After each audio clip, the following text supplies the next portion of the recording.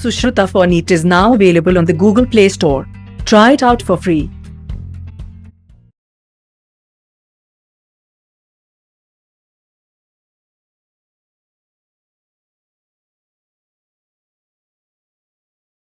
Hello, my dear students.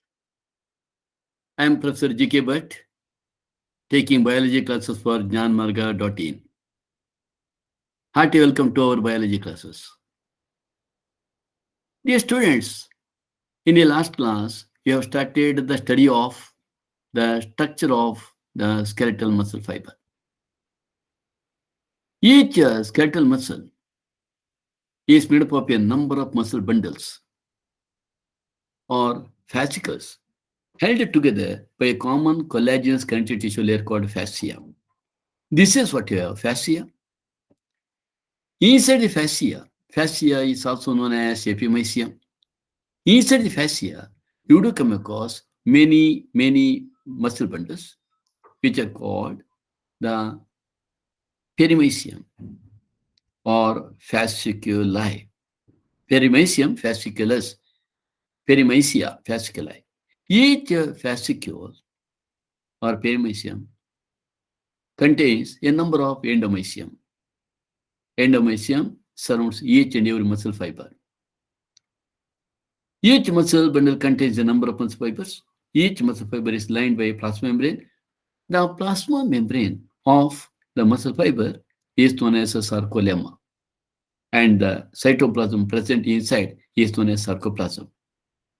And embedded in the sarcoplasm, we have many oval peripheral nuclei.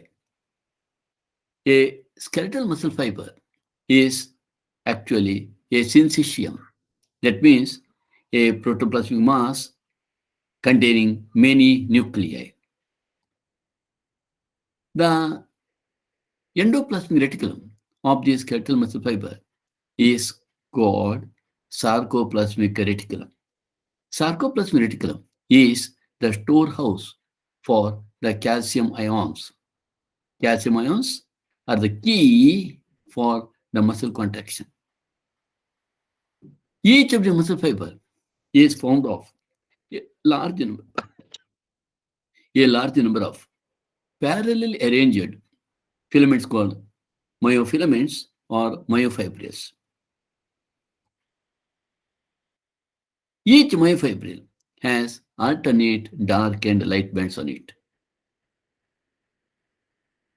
A detailed study of the myofibril has established that the striated appearance of the myofibril is due to the distribution of two important types of proteins called actin and myosin. Look here. This is what you have. The proteins, actin, and what you have in between, these are the myosins. You have here myosin, this one, myosin. And this is what you have, the actin. So these are the myosins and these are the actins. I made a mistake. These are the myosins, thick filaments, and these are the actins. So a myofibril has always a striated appearance. The striated appearance is due to thin filament called actin and thick filament called myosin. The light bands contain actin and is called I band, or we say that a muscle fiber, a myofilament or a myofibril has a dark band or called A band, also known as anisotropic band, and light band, also called I band or isotropic band. A band is made up of myosin filaments and I band is made up of the actin filaments. Let us see that. Look here. This is what you have, the dark band. These are the light bands. The dark bands are made up of the myosin filaments. The dark band is also known as A band. It is made up of myosin filaments. A band is the short form of anisotropic band. Anisotropic band. Anisotropic band or A band contains the protein myosin. The other one is the I band, isotropic band, I band, isotropic band, isotropic band, isotropic band. Isotropic band or I band contains the protein actin. It is made up of actin. Both of the proteins, that is myosin and actin, are arranged as rod-like structures parallel to each other and also to the longitudinal axis of the myofibrils. They are arranged parallel to each other, rod-like structures arranged parallel to each other, and also and also and also they are arranged parallel to each other and also to the parallel to the longitudinal axis of the myofibrils. Longitudinal axis of the myofibrils. Actin filaments are generally thinner as compared to the myosin filaments. Hence, they are commonly called thin filaments. Actin filaments are called thin filaments, and myosin filaments, comparatively, they are thicker and they are called thick filaments. So, we have here actin filaments, thin filaments, thin filaments, and myosin filaments are thick. So, thick filaments means myosin filaments. Thin filaments means the actin filaments. In the center of each I band is an elastic fiber called Z line, which bisects it. At the center of each I band, there is a line, zigzag line, which bisects the entire I band. And this Z-like appearance is called Z line. It has Z line, which bisects the I band. The thin filaments are firmly attached to this Z line. They are firmly attached to the Z line, thin filaments. At the same time, we have in the thick filament, that is in the A band, here the thick filaments are held together in the middle by a thin fibrous membrane called M line. This is what you have, the M line. M line is a fibrous line. It is a fibrous membrane called M line. So, to this fibrous membrane, the thick filaments are found attached. So, we have to remember two lines. One is the Z line, and another one is M line. So, here, I band, in the center of each I band is an elastic fiber, Z line, and this is a thin fibrous membrane, M line, right? You see here, Z line, and this is a fibrous membrane, M line. The A and I bands are arranged alternately through to the length of the myofibrils. So we have to come across A band alternating with the I band. You can see here clearly. A band, I band, A band, I band, A band, I band. So they are always arranged alternatively through to the length of the myofibrils. The portion of the myofibril between two successive Z line is considered as the functional unit of contraction and is called sarcomere. We have what is called sarcomere. What is the sarcomere? The sarcomere is the area of the muscle fiber in between the two Z line, from here to here. This particular area is called sarcomere.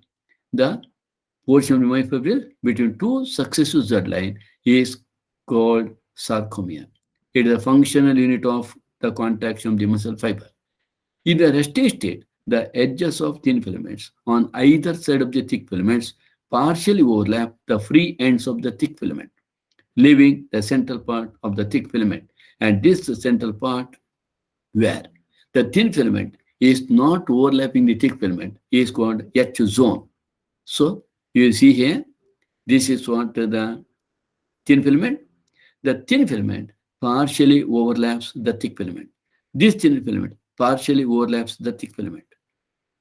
So you see that the thin filaments of either side attached to two Z line, they partially overlap the thick filament. They partially overlap the thick filament, leaving some gap in between. So here you find there is a gap. Here in this gap, the thin filament is not overlapping the thick filament. Thin filament is not overlapping the thick filament. It is not overlapping. And this particular area is known as H zone. This H zone. H zone. In the H zone, there is no thin filament overlapping the thick filament. This is the H zone. This is where you come across H zone. In the middle of the H zone, there is M line, fibrous layer. This is H zone.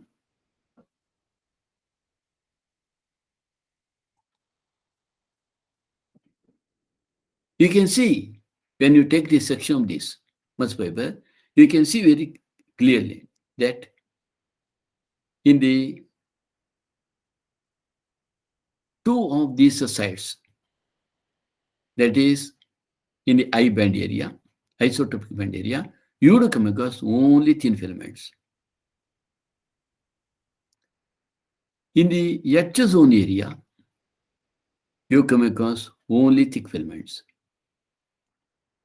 And in this I band, where you come across the I band to overlap this or thin filaments to overlap the thick filaments, you can see here one thin filament is surrounded by three thick filaments, myosin filaments, or one thick filament is surrounded by six actin filaments.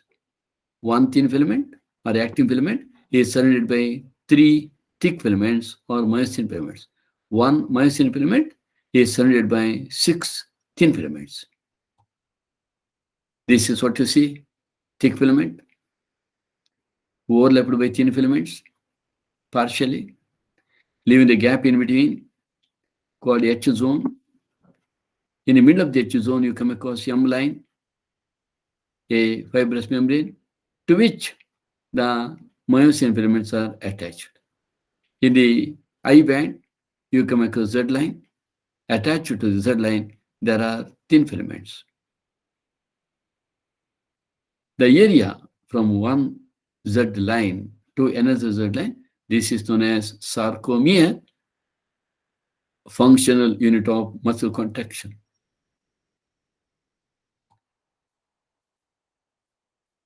Now let us study structure of contractile protein.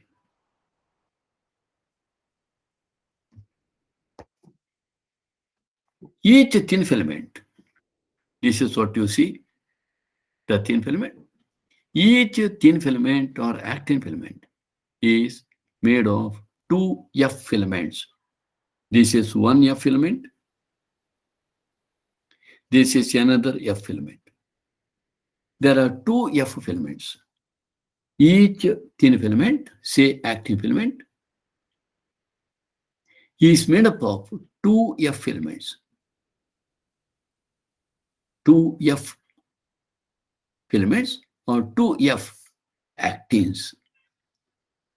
This is what? One F actin, and this is another F actin. There are two F actins. And these two F actins are helically wound to each other. Helically wound to each other. Helically wound around each other. So what you remember, each actin filament is made up of two F actins. Two F actins or two filamentous actins. Each F actin, this is one F actin, this is another F actin. Each F actin is a polymer of monomeric G actin, globular actin. See, This is one globular actin. This is another globular actin. These are all globuli. These are all globular actins, monomeric. These globular actins join to form one F actin or one filament actin. This forms another, these proteins, these globular actins join to form another F actin. So each actin filament is formed of two F actins. Each F actin is formed by the joining of the monomer, that is the G actin. G actins join to form one F actin. Two F actins together form one actin. Further, there are two more filaments of another protein called tropomyosin. This is one tropomyosin filament, and this is another tropomyosin filament. There are two tropomyosin filaments, and these two tropomyosin filaments are also run close to effectins throughout the length, and they also coil around the F actin. They coil around the F actin. You can see it. This is one tropomyosin coiled around this F actin, and this is another tropomyosin coiled around the F actin. So one more come protein called troponin.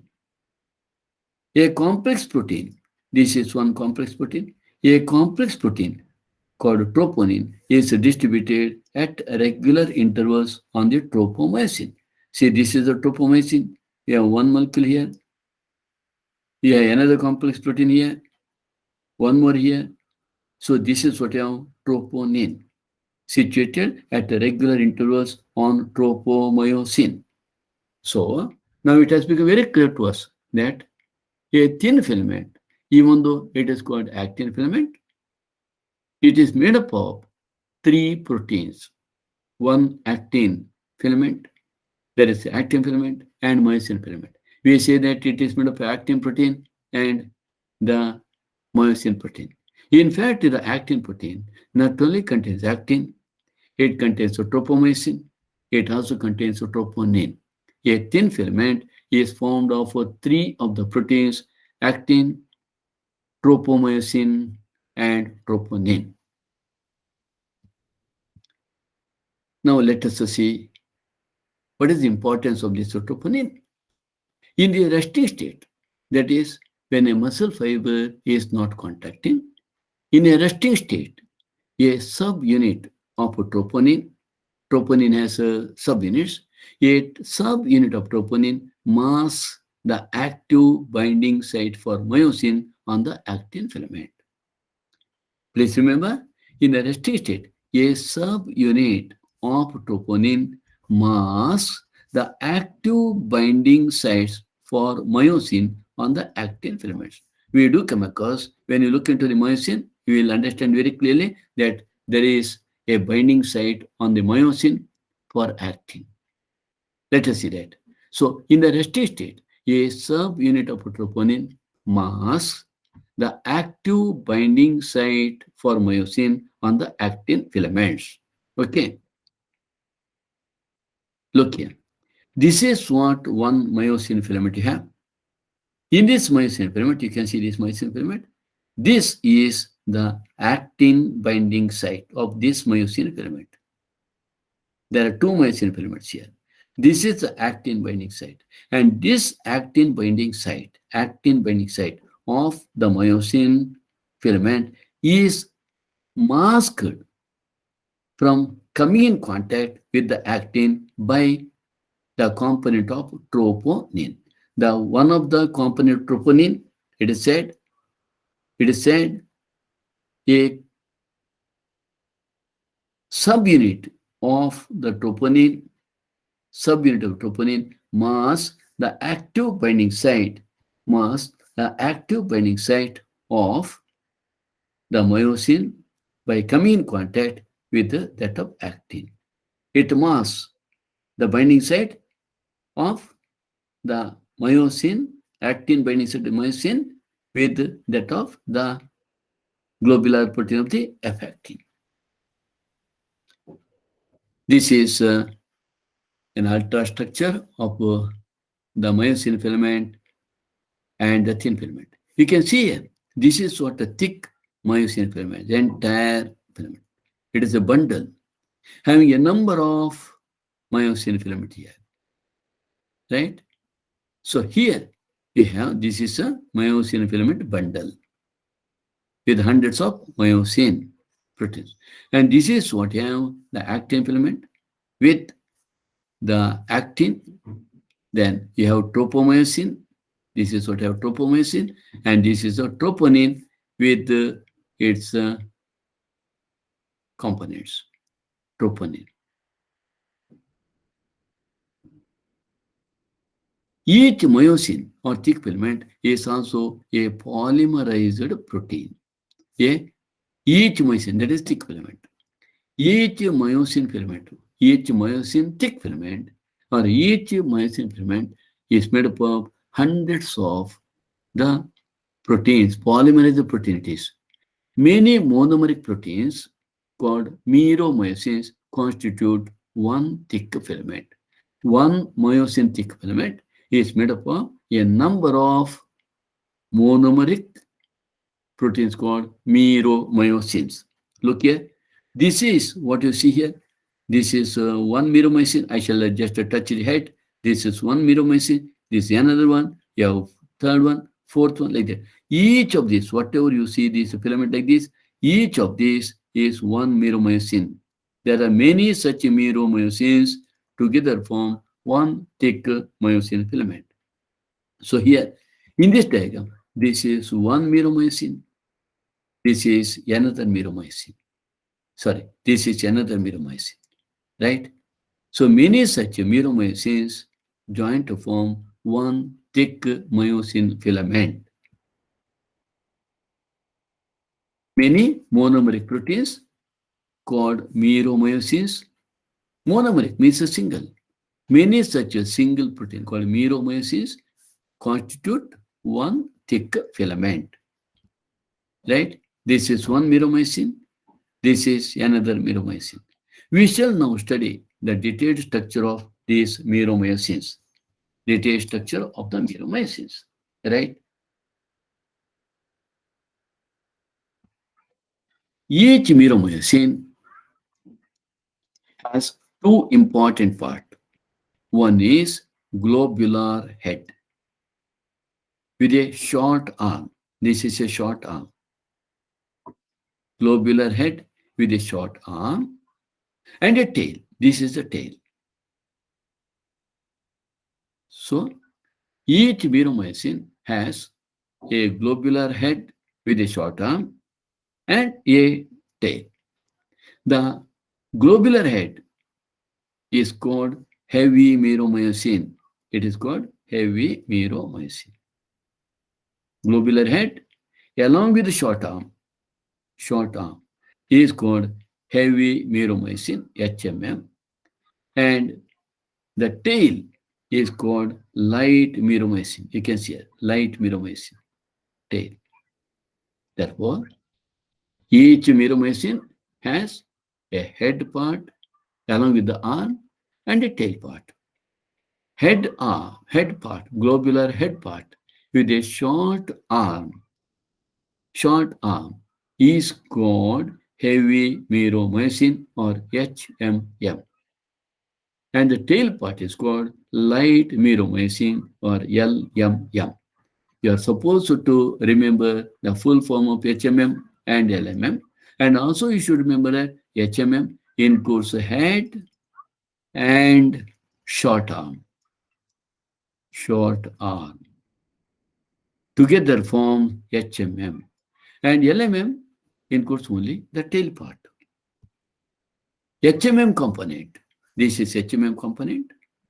That is the head and a short arm projects outward at a regular intervals. Project outward. This project outward at a regular distance and angle from each other from the surface of the polymyosine filament and is known as cross arm. So the head along with the short arm is called cross arm, which, at regular distances it angles each other from the surface. It is just like a cobra raising the hood. In the hood, you come across not only head, you come across slight part of the body also. It's a neck region also. So in the same way, you have here head region with a short arm. This razor part is always referred to as cross arm. This is what you have globular head with the short arm, together known as the cross arm. Now let us see what is there in the globular head. The globular head of meromycin has an active ATPase enzyme. There is an enzyme, active ATPase enzyme, because it is very much required to give the energy. Then it also has actin binding site, and it also has ATP binding site. This is active binding site for actin binding site, active binding site for actin. And this you have another binding site for ATP receptor, ATP binding site. ATP receptor is binding site, ATP binding site. So it has actin binding site and ATP binding site, and it has an enzyme ATPase. So these three are there in the globular head. In your diagram here, it is shown actin binding site and ATP binding site in NCERT book, and ATPase is not shown, right? It has an ATPase enzyme also, right?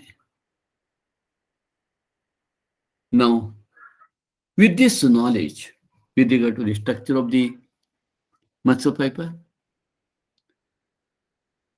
we have to now study how the muscle contraction takes place.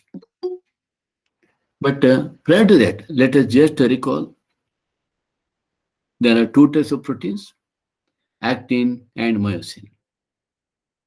These two types of proteins form two bands mainly. One is I band, isotopic band, light band. Another one is A band, anisotropic band, or dark band. In a muscle fiber, always one band alternates with another band very regularly. A band alternates with the I band, again A band, I band, A band, I band. A band is mainly made up of a myosin filament, which is otherwise called a thick filament. I band is made up of a thin filament called actin filament. At the center of the I band or isotopic band, there is a Z line.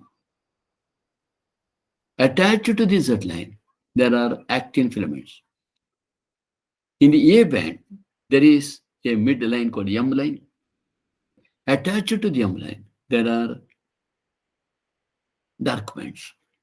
There are myosin filaments. Attached to the M line, there are myosin filaments.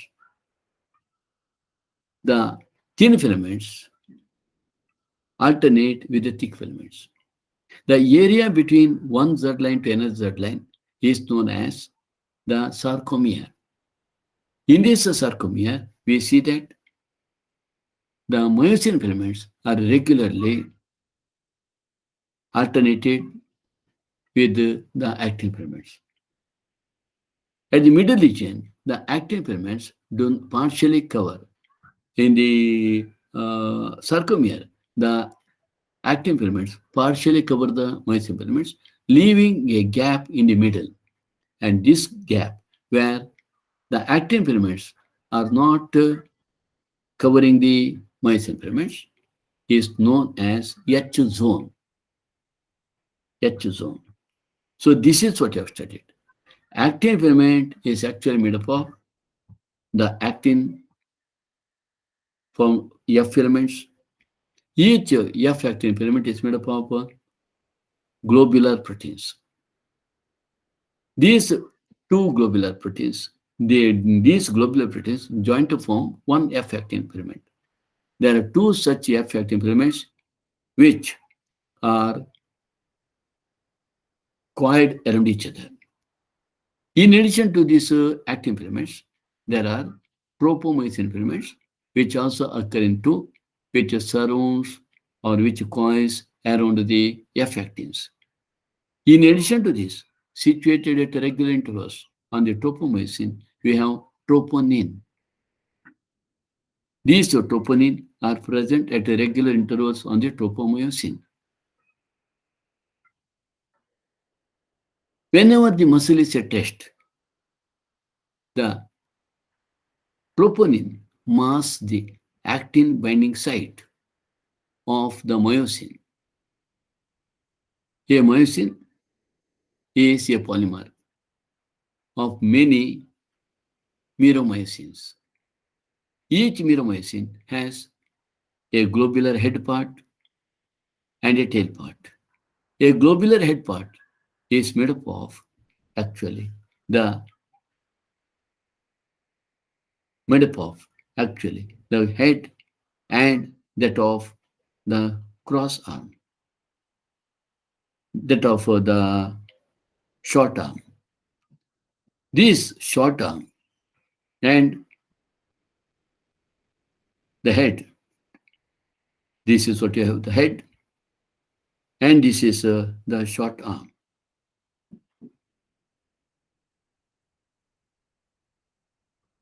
The short arm and the head together form the cross arm.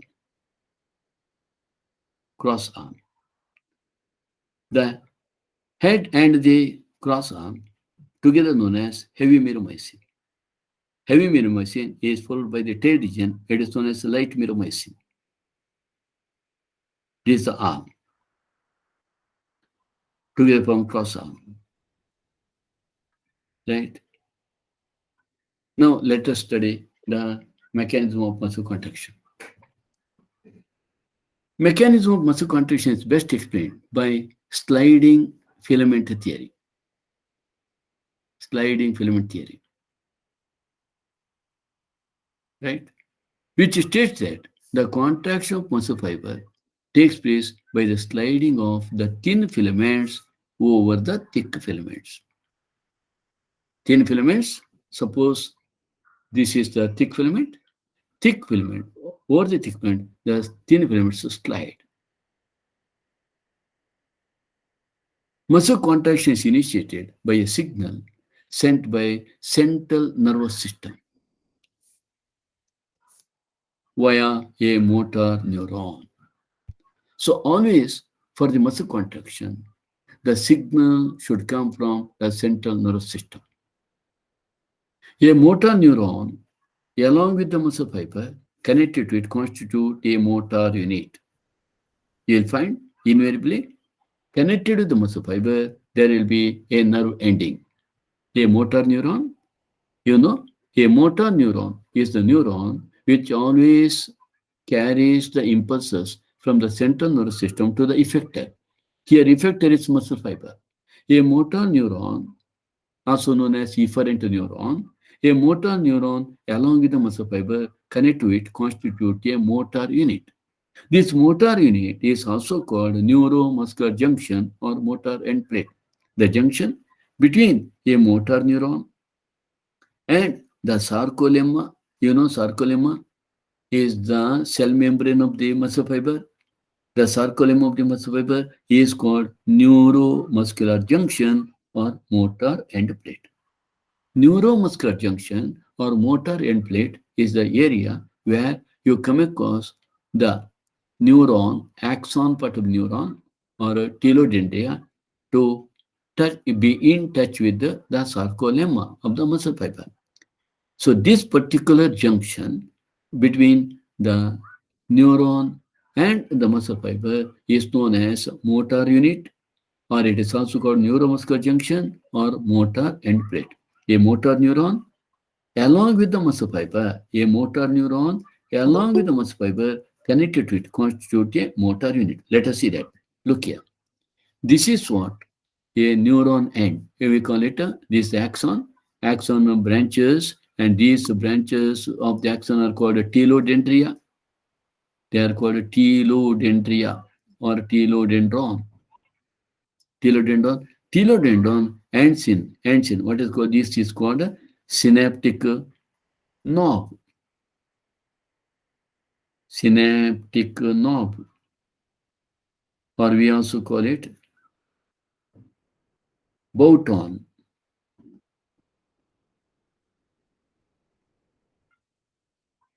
Bouton. So this is a sarcolemma of the muscle fiber. So you can see this synaptic vesicle, synaptic knob, this is, or Bouton is in touch with the receptors of the muscle fiber. This is a sarcolemma. So this part is called neuromuscular junction, or it is also called the motor end plate, also called the motor unit, right? A neural signal reaching this junction releases an important neurotransmitter called acetylcholine. This is a neurotransmitter which generates an action potential in the sarcolemma. This action potential, which is generated, action potential travels to the neuron first, when it reaches the sarcolemma. The action potential spreads to the muscle fiber and causes the release of calcium ions. You must know that the calcium ions, so far in the resting muscle fiber, they are situated inside the sarcoplasm, in the sarcoplasmic reticulum. Whenever this impulse gets passed to the muscle fiber, this muscle fiber, when the impulse passes through muscle fiber, it causes the release of calcium ions stored in the sarcoplasmic reticulum of sarcoplasm. Inside the sarcoplasm, there are sarcoplasmic reticulum. We have already studied sarcoplasmic reticulum are nothing but endoplasmic reticulum. Inside this sarcoplasmic reticulum, there are calcium ions. We have already seen that sarcoplasmic reticulum is the storehouse for calcium ions. And also we have seen that the calcium ion is the key for muscle contraction. So key is found inside the sarcoplasmic reticulum. Increase in the calcium level whenever the nerve fiber, whenever the impulses are passed through the sarcolemma to the sarcoplasm, immediately the sarcoplasmic reticulum sends this calcium out into sarcoplasm. Increase in calcium level leads to the binding of calcium with subunit of troponin. We have already seen the one of the subunit of troponin masks the binding, active binding site that is present on the myromycin from that of actin. I repeat again, you have, suppose this is the myromycin. Let us consider this myromycin. This is the HMM, head myromycin. You have here the, now this is what you have, the actin. This actin cannot come in contact with this actin binding site of myosin because it is masked. It is masked by a subunit of troponin. A subunit of troponin masks the actin binding site of the myosin coming in contact with the actin. Whenever the calcium binds to the troponin, calcium binds with a subunit of troponin. This whatever that is masking the myosin, whatever that is masking the active binding site of the actin, it is removed, and now the myosin comes in contact with the actin. Whenever it comes in contact with actin, the myosin starts swelling and bringing the actin closer. So this is actually the principle of the muscle contraction. So let me repeat again. Whenever the muscle fiber is resting, you have the active actin binding site of myosin. Consider that this is the actin binding site of myosin. This is a myosin head. It has actin binding site. This actin binding site, above this myosin, you have actin. But this actin and actin binding site of myosin are not coming in contact with each other because it is masked by a subunit of troponin. Whenever calcium comes and binds to the subunit of troponin, this masking is removed and myosin, actin binding site myosin, now directly comes in contact with the actin. Whenever this actin binding site myosin comes in contact with actin, it pulls the actin. It pulls the actin. Of course, for this, energy is required, and that energy is made available by breaking down of ATP with help of an enzyme ATPase. We have already seen that there is an ATPase enzyme on the myosin, and this ATPase enzyme brings about the breaking down of the ATP, and the inorganic phosphate released then. It gives the energy sufficient for the myosin head to attach to actin, at the same time to just move the actin towards the center. This is what is happening during myosin, during the muscle contraction. Let us study this in detail. Utilizing the energy from ATP hydrolysis, the myosin head, ATP hydrolysis means breaking down of ATP into ADP plus inorganic phosphate. Utilizing the energy from ATP hydrolysis, the myosin head now binds to the exposed active sites on actin to form a cross bridge. So when, when the masking is removed, now the myosin head binds to the exposed active site on actin to form a cross bridge. This pulls the attached actin filament towards the center of A band. The Z line attached to these actins are also pulled inward, thereby causing the shortening of the sarcomere, that is contraction. Let us see, let us study this in the diagram. Look here. This is what you have actin. All these are globular actins. And we can see here, this is what the myosin head. These are the myosin heads. Head, myosin filament and this head. And here, whenever this myosin head mask is removed, there is earlier there was a mask, and this mask was found because of the actin, subunit of actin, forming a mask between the myosin head and actin. When calcium comes and binds to the subunit of troponin, that mask is removed. Now the myosin directly comes in contact with the actin binding site. And for this, energy is required. That energy is made available by breaking down of ATP into ADP plus inorganic phosphate. Once it is attached to the actin, this myosin head pulls the actin filament towards the center. Right? We can see this in another diagram. Look here. This is what the diagram you have in your NCERT book. And this structure clearly shows you that these are the actin filaments. These rope-like structures are the tropomyosin, and this is what at the regular interval troponin. Right? When calcium is released from the sarcoplasmic reticulum, calcium binds to the subunit of the troponin. This is troponin. It binds to the subunit troponin. Okay, this is troponin calcium complex form. When the troponin calcium complex form, it pulls the tropomyosin away.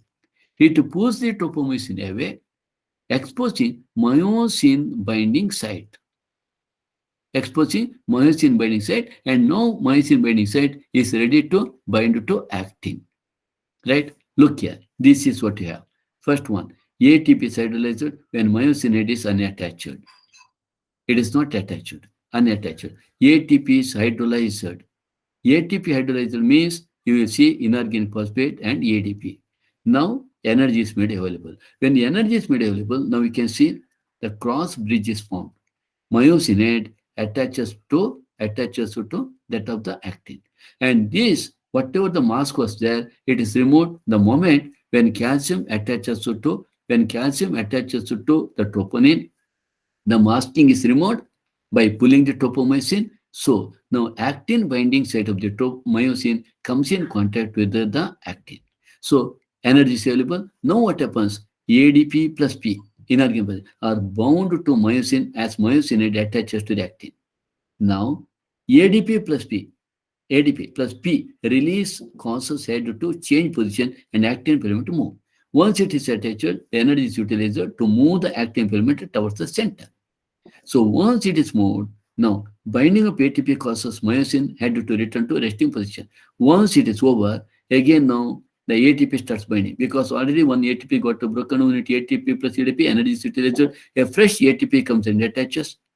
Now it is free to move again. So this is what you see, the movement during the muscle contraction. So one thing that you have to remember is that for the binding of this myosin head with the actin, energy is required. This energy is provided by breaking down of ATP to ADP plus inorganic phosphate. And for this, enzyme is required. That enzyme is always present on the head part of the meromyosin as ATPase. This is the figure what you have in your NCERT book. It is clear from the above steps that during shortening of the muscle, that is contraction, the I bands get reduced. Remember, I bands get reduced, whereas A bands retain the length. Nothing happens to A band retains the length. The myosin releasing the ADP and inorganic phosphate goes back to its relaxed state. A new ATP binds and a cross bridge is broken. Cross bridge is broken. The ATP is again hydrolyzed by the myosin head, and the cycle of a cross bridge formation and breakage is repeated, causing further sliding. So to break down the cross bridge, we require energy. And to move these active elements towards center, we require energy. The energy is available by breaking down the ATP into ADP plus inorganic phosphate. Look here.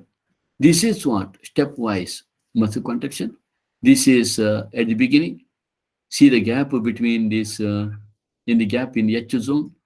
When the muscle starts contracting, you can see that the Z lines are pulled near each other and the gap H zone, width of the H zone gets decreased, and here the actin filament of each side overlap with each other, and absolutely there is no H zone. So what is very clear is that during muscle contraction, nothing happens as far as the length of the myosin is concerned. It remains constant. Only the actin filaments increase and decrease in their length, and the sarcomere is going to get contracted and relaxed. Look here. Yeah. So for the head to attach, we require energy. Once it is pulled, again it is free. Head is free to get attached to the, see, ATP is attached to head. It is broken. Energy is available, attaches to actin filament, pulls it. This is how the muscle contraction takes place. Right? Look here. Actin filaments are pulled. Myosin filaments remain as such, without any change.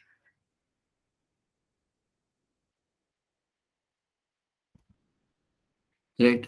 These are some of the diagrams showing you how these are arranged. calcium ion is yet to bind to the troponin. Once now ATP is very much available for the cross bridges, the resting state, muscles relaxer, right? Look here, cross bridges, binding site, troponin comes, calcium comes, yes, calcium attaches, look there, keep on looking into that. Calcium attaches, attached, yes, there is some pulling, cross bridge, yeah.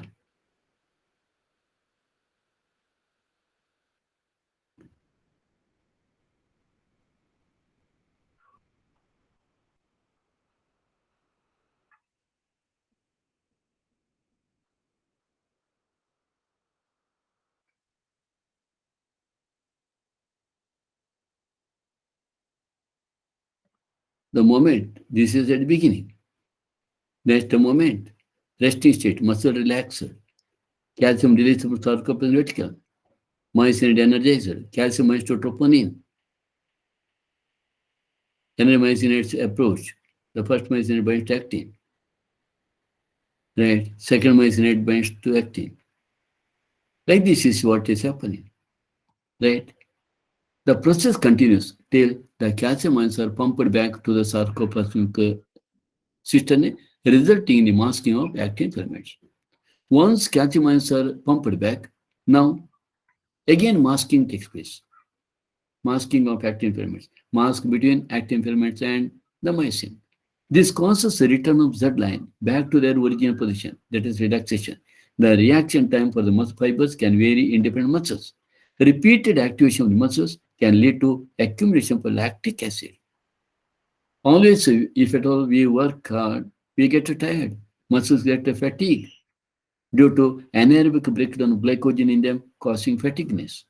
Repeated activation of any muscle can lead to accumulation of lactic acid due to anaerobic breakdown of glycogen.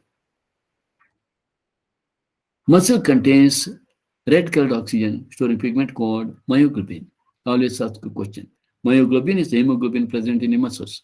Hemoglobin content is high in some of the muscles, which gives a reddish appearance. And such muscle fibers are called red fibers.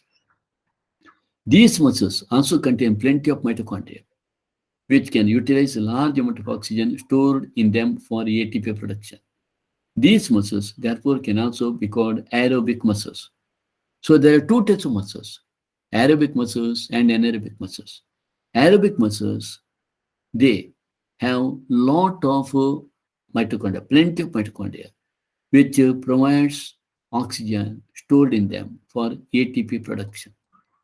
On the other hand, some of the muscle possess very less quantity of myoglobin and therefore appear pale, or they are called white muscles, white fibers. Number of mitochondria are less, few in them, but the amount of sarcoplasmic reticulum is high. They depend on anaerobic process for energy, right? So this is the main difference between the red fibers and the white fibers. Red fibers have more of mitochondria and white fibers have more of cytoplasmic reticulum, right? So with this particular part of the locomotion movement got over. In the next class, we are going to take up the skeletal system.